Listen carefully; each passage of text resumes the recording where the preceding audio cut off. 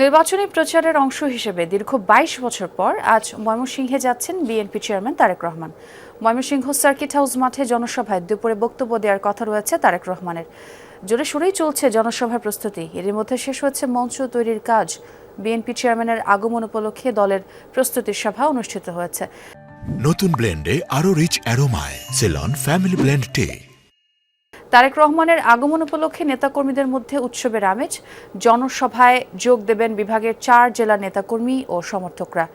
৪টি জেলার বিএনপি মনোনীত ২৪ জন প্রার্থীকে জনগণের সামনে পরিচয় করিয়ে দেওয়ার কথা রয়েছে দলের চেয়ারম্যানের। সবশেষ ২০০৩ সালে রোড মার্চ কর্মসূচিতে তারেক রহমান ময়মনসিংহে যান।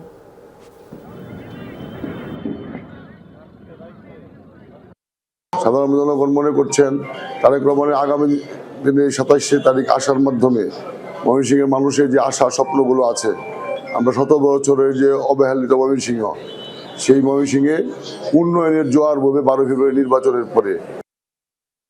দর্শক, আমরা একটু জনসভার খবর জানবো আমার সহকর্মী হোসেন শাহিদের কাছ থেকে। শাহিদ, জনসভার যে প্রস্তুতি সেটি কতটুকু সম্পন্ন হলো এবং আজকে ২৪ জন প্রার্থীকে জনগণের সামনে আসলে পরিচয় করিয়ে দেওয়ার কথা রয়েছে, সেই সাথে স্থানীয় নেতাকর্মীদের প্রত্যাশার কথাটাও একটু জানাবেন আমাদের।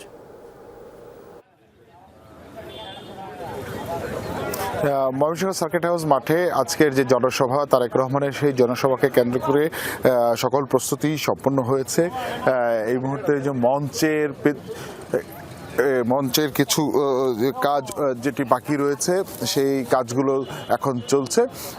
এই সভাকে কেন্দ্র করে ময়মনসিংহ জেলার এবং ময়মনসিংহ বিভাগের বিভিন্ন জেলা এবং উপজেলাগুলোর যে বিএনপি নেতাকর্মীরা রয়েছেন তারা বলছেন যে দলীয়ভাবে উজ্জীবিত করার জন্য এবং সার্বিক নির্বাচনকে কেন্দ্র করে এই ধরনের একটি প্রোগ্রাম এখানে ময়মনসিংহে দরকার ছিল এবং এইটিকে কেন্দ্র করে তারা নির্বাচনী যে আমেজ এবং নির্বাচনী যে কাজ, সেই কাজগুলো আরো উৎসাহিত হবেন এবং তাদের জন্য ভোটারদের কাছে ভোট চাওয়া আরো সহজ হবে।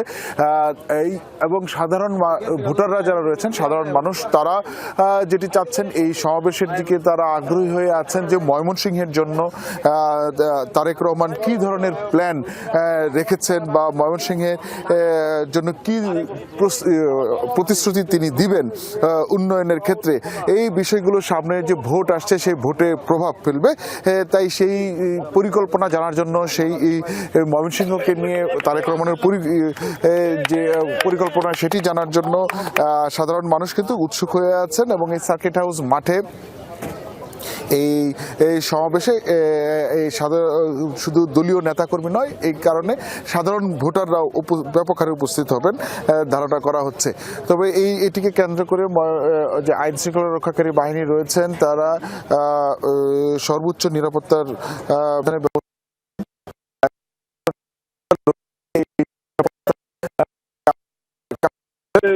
বেলা ১১টার দিকে ঢাকা থেকে তারেক রহমান রওনা দেবেন ময়মনসিংহের উদ্দেশ্যে এবং দুপুরে এখানে ২টার দিকে এই মঞ্চে দাঁড়িয়ে তিনি ভাষণ দেবেন এমনটা আমরা জানতে পেরেছি। তবে সবকিছু মিলিয়ে আয়োজন করা হয়েছে, এখন শুধু তারেক রহমান আসার অপেক্ষায় আছে ময়মনসিংহ। একদম শাহিদ, অনেক ধন্যবাদ আপনাকে।